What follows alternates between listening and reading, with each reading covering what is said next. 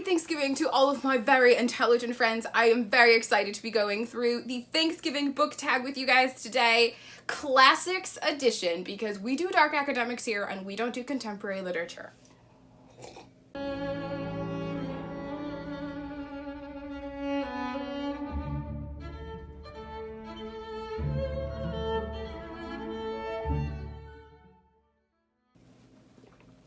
Let's just get straight into it. First question is bread. First of all, bread I love. Sometimes I get too excited when I make Thanksgiving dinner. I do Thanksgiving dinner. It's my favorite holiday. And the bread, I get too excited. I like to make bread. I've got a sourdough starter and it's a laborious task to make bread, but I do love it. Okay, anyway, that's just a little side thing about my life and my dietary interests. Bread. What book is purely fluff with no real plot line? And I talk smack about this book all the time. The Catcher in the Rye. I have no idea why even. He was just sort of walking around Holden Caulfield for 2 days, and we got to get into his head and figure out basically nothing. I think he had depression. That's what I think the purpose of the book was, but it was not a particularly stimulating, action-packed thought. Well, it was kind of thought-provoking, but like there wasn't a lot going on in this book at all. Question number 2 is turkey, the most important part of the meal. Pro tips. Pre-order your turkeys, guys. That is my pro tip on turkey. I have a local food shop. I don't know what I would call it. It's a whole grocery store, really, but they have a very serious program for ordering your turkey ahead of time, and they work with this particular farm, and they are fresh, farm fresh. So look for a locally owned grocery store because they tend to have the best ingredients anyway, and for a relatively affordable price. Turkey. What book makes you want to fall asleep? Because turkey has this chemical in it that will literally put you to sleep, and that's why you eat all of the food and then you lay down and fall asleep to the second half of the Lions game. And that was easy. Victor Hugo's The Hunchback of Notre Dame. I am sure Paris is beautiful, but I think Paris is probably better experienced than read about. Just a theory. Next up is gravy. What book makes the whole series worth reading? Literally any of the books in Sherlock Holmes. This was so hard, and I wrote down the 5 orange pips, but like I'm not committed to that, to be totally honest with you. The thing that I love about the Sherlock Holmes books is that they're pretty short. Like I loved A Scandal in Bohemia, The Blue Carbuncle, The Speckled Band, I liked that one, The Noble Bachelor. So really any of the Sherlock Holmes, that's what I'm gonna say. The Greek Interpreter, Resident Patient, any of these will do. Just pick one. This is the Adventures and Memoirs of Sherlock Holmes. I think you can pick up any of the Sir Arthur Conan Doyle stories and absolutely love them. I loved the Study in Scarlet, so any of them are gravy. Stuffing. What book is stuffed full of action scenes? Of course, Homer's The Odyssey.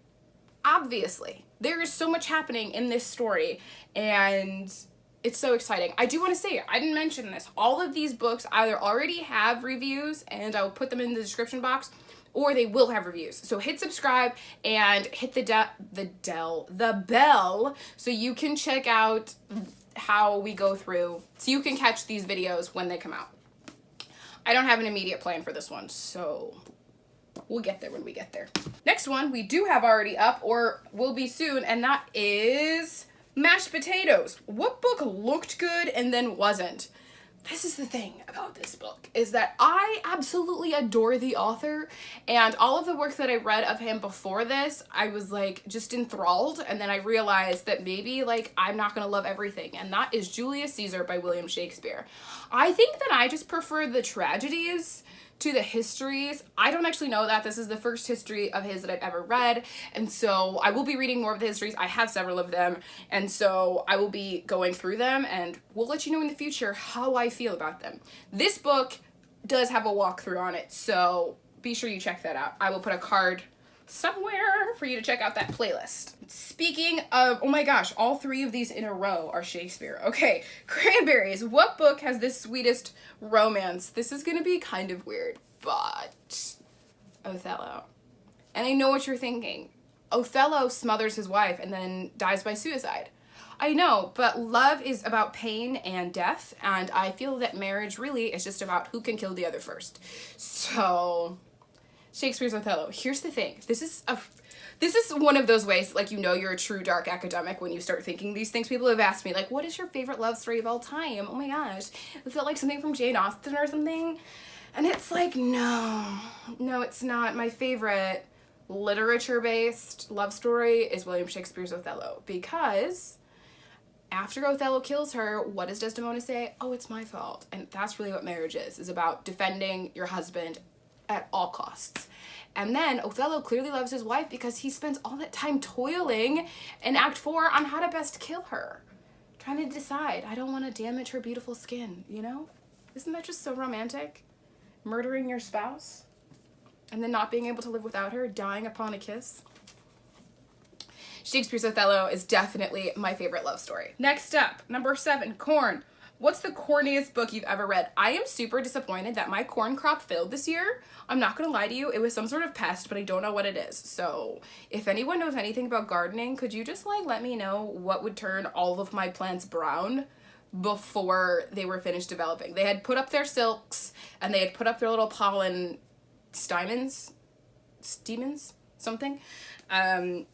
And they were doing just fine, and then all of a sudden, so sad. Anyway, I did Romeo and Juliet because it's a couple of teenagers dying by suicide because their parents don't like the other one. Like, that seems silly. So I did Romeo and Juliet for the corniest love story that I've ever read. 8 is green beans. My green bean crop doing better than my corn. And last year I grew green beans very successfully. In case you're wondering about my garden and about my food, you guys probably don't care, but I'm an oversharer. Next up is, what book is too long and needs to be shortened? This was easy. Les Mis by Victor Hugo. Here's the thing about this book. It's actually like 5 books in one, I think, but like this is very intimidating. I would very much like to read this book at some point, but this is very intimidating. I also would like to see the movie, which I also haven't done, but this is very intimidating, and so I just wish it wasn't quite so long. Have you read this book? What do you think? Number 9, Pumpkin Pie. What book do you read to get you back out of the slump of reading? And that is the Grimm fairy tales. And the reason for that is that these stories are super, super short. And I think that when you're in a reading slump, you can't approach something like Les Mis and just work your way through it. You can't, I mean, it's just too long. And if you don't love it, then you'll stay in your reading slump. But the Grimm fairy tales are so beautifully written, and they've been redone in so many different ways. And they have so many wonderful, wonderful, wonderful ways to torture and kill people. And they're short, so you can just read like 1 or 2 of them and get yourself back into the groove. So I really love the Grimm fairy tales. My question for you is, before I answer number 10, I want to know what your favorite course is at Thanksgiving dinner, first of all. And the second thing I want to know is, what book do you think is too long and should be shortened? I said Les Mis, but I'd like to know what you have to say. Question number 10 is dog/cat. I'm gonna go with dog, even though I don't have any pets. I prefer dogs to cats. What's your favorite Thanksgiving food that you want to steal from the table? And that is such an easy answer. It is apple pie. I've been making apple pie for years. Before I started making the entire Thanksgiving dinner, I would make the apple pie. And I get genuinely upset when other people want to eat the apple pie, because I also make a pumpkin pie, and Mom makes sweet potato pie. And like, we have all these desserts, and I'm like, why are you eating my pie? The apple pie is mine, guys. And I cut a little T in the top. You know how you have to have your little air vents so that like your crust doesn't turn to mush? I cut out a little T for Thanksgiving. So sweet. Anyway, that is the Thanksgiving book tag classics edition. I want to know what book you think is too long, and I want to know what you're thankful for. I am super thankful to my brother for helping me out with this project. This is something that we are working on together, and it's really the first time that I feel like we've worked on something 50-50, and it's been so much fun to do. And also I want to thank all of you guys who are subscribing and rating these videos, thumbs up, thumbs down, whatever you feel, and for watching our videos. Thank you guys so much for being awesome, and I'll see you next time. Bye.